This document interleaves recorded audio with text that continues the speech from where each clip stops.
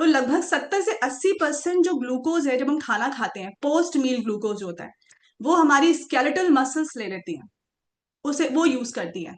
But ये तभी होगा जब हमारी मसल्स एक्टिव होंगी। अगर मसल्स इनएक्टिव हैं तो ये नहीं होगा।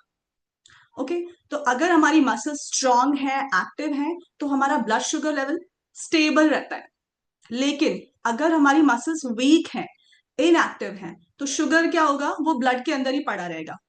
इंसुलिन बढ़ेगा, जो कि इंसुलिन का काम है। जैसे ही शुगर ब्लड के अंदर आएगा, इंसुलिन रिलीज होगा, इंसुलिन का लेवल बढ़ेगा, और वो इंसुलिन क्या काम करेगा, फैट के फॉर्म में स्टोर करने लगेगा सेल्स के अंदर। Because insulin is the hormone जो कि प्रमोट करता है फैट स्टोरेज को। एक बहुत बड़ा ये वो है, क्योंकि लोगों को लगता है कि इंसुलिन ही है जो शुगर को कंट्रोल कर रहा है। तो यस, ये ठीक भी है एक तरह से। बट इंसुलिन का मेन काम ये है कि इंसुलिन जो है वो फैट स्टोरेज को प्रमोट करता है। तो अगर तो हम एक्टिव हैं, हमारी मसल्स सिर्फ स्ट्रेंथ के लिए नहीं है, हमारी मसल्स एक्चुअली क्या है कि वो लार्जेस्ट, सबसे बड़ा शुगर कंट्रोलिंग ऑर्गन है। इसको ग्लूकोज स्पॉन्ज भी बोलते हैं। मतलब ये ग्लूकोज को सोख लेता है, ग्लूकोज को स्पॉन्ज की तरह ग्लूकोज को सोख लेता है। तो एक्चुअल क्वेश्चन ये नहीं है कि कितनी शुगर हम खा रहे हैं। मेन क्वेश्चन ये है, मेन बात ये आती है कि हमारी मसल्स कितनी स्ट्रांग है। हम कार्बोहाइड्रेट लेते हैं, जिन ऐसी चीजें, रोटी, चावल, ब्रेड, बिस्किट, जो भी चीजें हैं वो सब कार्ब्स हैं, पोहा, जो भी चीजें हैं वो सब कार्ब्स है, कार्बोहाइड्रेट है उसमें। तो जब वो ब्रेक डाउन होता है, उसका डाइजेशन होता है, तो वो शुगर बनेगा। और फिर वो शुगर को हमारे हमारी जो बॉडी है वो अलग अलग तरीके से उसको हैंडल करती है। तो अगर हमारी इनएक्टिव है muscles, inactive muscles is equals to small glycogen storage space, मतलब बहुत थोड़ा स्टोर करेगी मसल्स। और जो मसल रेस्पॉन्स है वो भी स्लो होगा। लेकिन अगर ट्रेन्ड है हमारी मसल, हम एक्टिव है, बहुत फिजिकल एक्टिविटी करते रहते हैं, एक्सरसाइज करते हैं रेगुलरली, तो हमारा जो ग्लाइकोजन स्टोरेज है वो ज्यादा होगा, वो स्पेस ज्यादा होगा मसल के पास। और हमारी मसल भी फटाफट रेस्पॉन्स करेंगी, तो वो तुरंत फटाफट से ग्लूकोज को क्विकली और एफिशिएंटली वो गायब कर देती है ब्लड में से। लेकिन यहाँ पर एक और वो बात है कि आजकल सबका तो जो लाइफस्टाइल है वो सेडेंटरी है। फॉर एग्जाम्पल कि कोई है जो एक्सरसाइज करता है, दिन में लगभग 30 मिनट उसने एक्सरसाइज कर लिया, और फिर वो लगभग 10 घंटे तक बैठा है लगातार। तो क्या होगा, यही जो बेनिफिट है वो थोड़ा कम हो सकता है।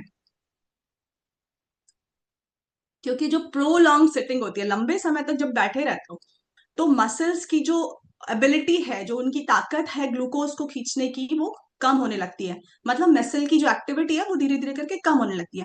इसीलिए हमेशा बार बार ये कहा जाता है कि आप रेगुलर एक्सरसाइज करो, रेगुलर मूवमेंट, बीच बीच में आप ब्रेक्स लो, छोटे छोटे से, थोड़ा सा आप वॉक कर लो, थोड़ा सा कुछ भी एक्टिविटी करते रहो। तब हमारा जो ब्लड शुगर लेवल है, ग्लूकोज लेवल है, वो बेटर तरीके से कंट्रोल हो पाता है। रेस्ट के टाइम पे क्या होता है, मसल्स को भी, हर एक सेल को इंसुलिन चाहिए ग्लूकोज को यूज करने के लिए। लेकिन अगर हम एक्टिव हैं, हम जॉगिंग कर रहे हैं, साइकिलिंग कर रहे हैं, वॉकिंग कर रहे हैं, उस टाइम पे क्या होगा, मसल्स को इंसुलिन की बहुत कम जरूरत होती है, इंसुलिन की जरूरत ना के बराबर होती है। वो ग्लूकोज को एज इट इज सक करती है, क्योंकि मसल्स के पास क्या होता है, डबल सिस्टम, डुअल सिस्टम कहा जाता है। सेडेंटरी लाइफस्टाइल क्या होती है, इंसुलिन रेजिस्टेंस को भी बढ़ाती है। और एक्सरसाइज क्या करता है, उल्टा काम करता है, एक्सरसाइज इंसुलिन की सेंसिटिविटी को बढ़ा देता है। तो मतलब ये ऑपोजिट काम कर रहे हैं। जितना सेडेंटरी लाइफस्टाइल है, उतना ही इंसुलिन रेजिस्टेंस बढ़ेगा। जितना एक्सरसाइज कर रहे हो, जितना आप एक्टिव हो, उतना इंसुलिन सेंसिटिविटी बढ़ेगी। तो आपकी बॉडी के अंदर जो ब्लड ग्लूकोज लेवल है वो बेटर तरीके से हैंडल कर पाएगी बॉडी। हमें एडिक्वेट जितना जरूरत है हमारे वेट के हिसाब से, उतना प्रोटीन हमें लेना है, क्योंकि हमारी मसल्स को प्रोटीन चाहिए। अपने साइज को मेंटेन करने के लिए उसको प्रोटीन की जरूरत है। Number 2, strength training. Strength training मतलब हमारी मसल्स को इतना ट्रेन करना है, हमें इस तरह की एक्टिविटी करनी है रेगुलर तरीके से, कि हमारी मसल्स बिल्ड होने लगे और हमारी जो इंसुलिन सेंसिटिविटी है वो बढ़ने लगे। थर्ड आता है वॉक आफ्टर मील्स। हर बार जब हमने खाना खाया, हमें वॉक करना है, अपनी मसल्स को एक्टिवेट करना है, ताकि जो ग्लूकोज स्पाइक है वो कम हो जाए, उसको हम कम कर सके। उसके अलावा लॉन्ग सिटिंग आवर, उससे बचना है। ज्यादा से लंबे समय तक बैठने से बचना है। हर बार जब एक एक घंटे, लगभग 1.25 घंटे या 45 मिनट से लेके 60 मिनट तक अगर हम बैठ गए हैं, तो थोड़ा सा फिर उठना, कोशिश करना है कि थोड़ा सा उठना है, थोड़ा सा वॉक कर लिया या कुछ किसी भी बहाने से, कि हमारी मसल्स सिर्फ स्ट्रेंथ के लिए नहीं है, हमारे अपीयरेंस के लिए नहीं है, ये ग्लूकोज का सबसे बड़ा रेगुलेटर है।